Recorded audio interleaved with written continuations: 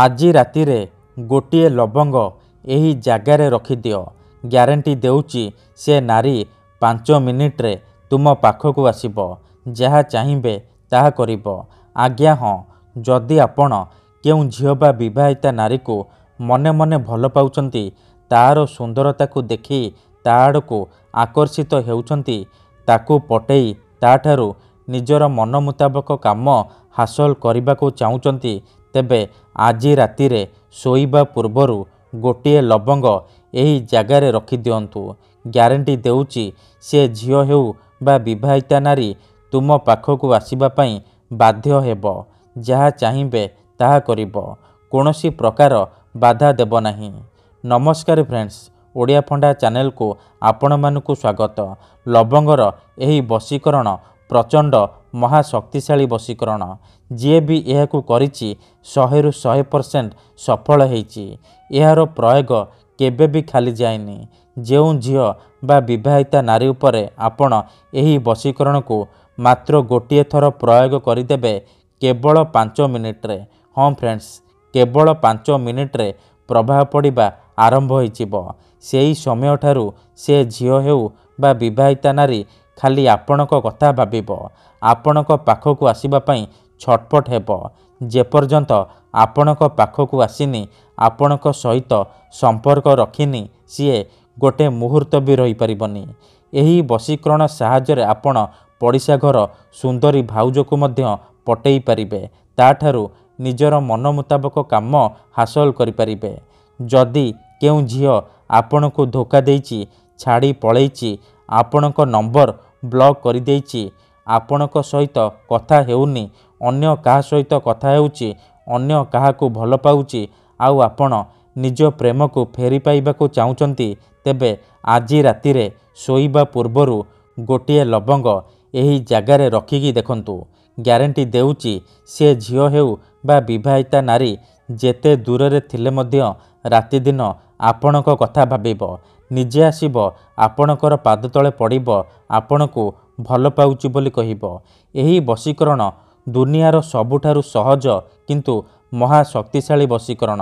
କିନ୍ତୁ ଏହି ବଶୀକରଣ କରିବା ପାଇଁ ଆପଣଙ୍କୁ କୌଣସି ପ୍ରକାର କଷ୍ଟ କାମ କରିବାକୁ ପଡ଼ିବନି, କିମ୍ବା କୌଣସି ପ୍ରକାର ମନ୍ତ୍ରତନ୍ତ୍ର କରିବାକୁ ପଡ଼ିବନି, କିମ୍ବା କୌଣସି ପ୍ରକାର ପଇସା ଖର୍ଚ୍ଚ କରିବାକୁ ପଡ଼ିବନି। ଆପଣ ନିଜ ଘରେ ବସି ବସି ବିନା କୌଣସି ପଇସା ଖର୍ଚ୍ଚ କରି, ବିନା କୌଣସି ମନ୍ତ୍ରତନ୍ତ୍ର କରି ନିଜ ପସନ୍ଦର ସେ ଝିଅ ବା ବିବାହିତା ନାରୀକୁ ପଟେଇ ପାରିବେ।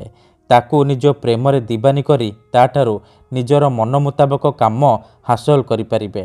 ହଁ ଫ୍ରେଣ୍ଡସ୍, କେବଳ ଗୋଟିଏ ଲବଙ୍ଗର ସାହାଯ୍ୟରେ।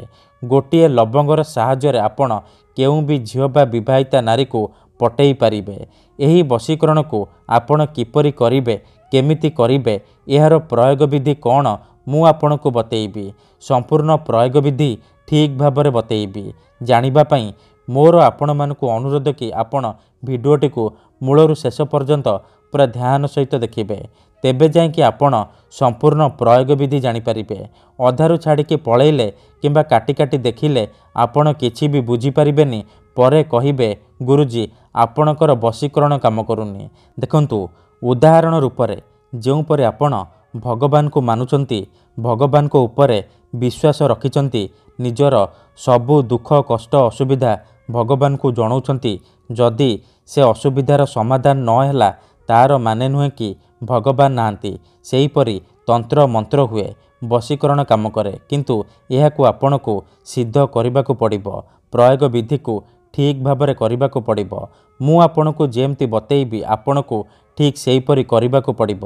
ତେବେ ଯାଇ ମୁଁ ଆପଣଙ୍କୁ ଗ୍ୟାରେଣ୍ଟି ଦେଉଛି ଆପଣ ଯେଉଁ ଝିଅ ବା ବିବାହିତା ନାରୀ ଉପରେ ଏହି ବଶୀକରଣକୁ ପ୍ରୟୋଗ କରିବେ, ସିଏ ଗ୍ୟାରେଣ୍ଟି ପଟିଯିବ, ଆପଣଙ୍କ ପ୍ରେମରେ ଦିବାନୀ ହେଇଯିବ। ଆପଣ ତାକୁ ଅତି ସହଜରେ ପଟେଇ ପାରିବେ, ନିଜ ପ୍ରେମରେ ଦିବାନୀ କରିପାରିବେ। ସିଏ ପାଗଳି ପରି ଆପଣଙ୍କୁ ଭଲ ପାଇବ, ଆପଣଙ୍କୁ ନ ଦେଖି ଗୋଟେ ମୁହୂର୍ତ୍ତ ବି ରହିପାରିବନି। ତେବେ ବିଧିଟି ଜାଣିବା ପୂର୍ବରୁ ମୋର ଆପଣମାନଙ୍କୁ ଗୋଟିଏ ଅନୁରୋଧ କି ଯଦି ଆପଣ ଆମ ଚ୍ୟାନେଲକୁ ନୂଆ ଆସିଛନ୍ତି, ତେବେ ଦୟାକରି ଚ୍ୟାନେଲକୁ ସବସ୍କ୍ରାଇବ୍ କରି ପାଖରେ ଥିବା ବେଲ୍ ଆଇକନ୍କୁ ମଧ୍ୟ ଦବାଇ ଦିଅନ୍ତୁ। ଯାହାଦ୍ୱାରା ଆମେ ଯେଉଁ ବି ଭିଡ଼ିଓ ଅପଲୋଡ଼ କରିବୁ ସର୍ବପ୍ରଥମେ ଆପଣ ଦେଖିପାରିବେ। ତେବେ ମନେ ରଖନ୍ତୁ ଏହି ବଶୀକରଣ ବିଧିକୁ ଆପଣ କେବଳ ଶୁକ୍ରବାର ଦିନ କରିବେ। ରାତିରେ ଶୋଇବା ପୂର୍ବରୁ କରିବେ। ବିଧିଟି କରିବା ପୂର୍ବରୁ ଭଲ ଭାବରେ ହାତ ଗୋଡ଼ ମୁହଁ ଧୋଇ ସଫା ବସ୍ତ୍ର ପିନ୍ଧି ଆପଣ ଏହି ବଶୀକରଣ ବିଧିକୁ ଆରମ୍ଭ କରିବେ। ପ୍ରଥମେ ଆପଣ କ'ଣ କରିବେ, ଗୋଟିଏ ଲବଙ୍ଗ ଆଣିବେ, ଖଣ୍ଡେ ସାଧା କାଗଜ ଆଣିବେ, ଆଉ କଳା ରଙ୍ଗର କଲମ ଆଣିବେ, ଆଉ ଅଳ୍ପ ଟିକେ ଲାଲ ସିନ୍ଦୁର ଆଣିବେ। ଏତିକି ଜିନିଷ ଆଣିସାରିବା ପରେ ଆପଣ କ'ଣ କରିବେ, ନିଜର ଶୋଇବା ସେଜ ଉପରେ ବା ବିଛଣା ଉପରେ ବସି ପଡ଼ିବେ। ଧ୍ୟାନ ରଖିବେ ଯେମିତି ଆପଣଙ୍କୁ କେହି ଦେଖିବେନି କିମ୍ବା ଅଧାରୁ ଡାକିବେନି। ତାପରେ ଯେଉଁ କାଗଜ ଆଣିଛନ୍ତି ସେଇ କାଗଜରେ କଳା କଲମର ସାହାଯ୍ୟରେ ପ୍ରଥମେ ଆପଣ ସେଇ ଝିଅ ବା ସ୍ତ୍ରୀର ନାମ ଲେଖିବେ ଯାହାକୁ ଆପଣ ନିଜ ବଶରେ କରିବାକୁ ଚାହୁଁଛନ୍ତି। ଆଉ ତା ପାଖରେ ଆପଣ ନିଜର ନାମ ଲେଖିବେ। ନାମ ଲେଖିସାରିବା ପରେ ଆପଣ ସେ କାଗଜରେ ଭଲ ଭାବରେ ସିନ୍ଦୁର ପକାଇଦେବେ। ଏତିକି କରିସାରିବା ପରେ ଯେଉଁ ଲବଙ୍ଗ ଆଣିଛନ୍ତି ସେ ଲବଙ୍ଗକୁ ଡାହାଣ ହାତରେ ମୁଠେଇକି ଧରିବେ ଆଉ ଆଖି ବନ୍ଦ କରି ସେଇ ଝିଅ ବା ନାରୀକୁ ମନେ ମନେ ଭାବିବେ। ତାର ମୁହଁକୁ ନିଜ ମନରେ ଭାବିବେ। ତାପରେ 11 ଥର ସେଇ ଝିଅ ବା ନାରୀର ନାମ ଉଚ୍ଚାରଣ କରିବେ ଆଉ ମୁଠା ଖୋଲିବେ ସେ ଲବଙ୍ଗରେ 3 ଥର ଫୁଙ୍କିଦେବେ।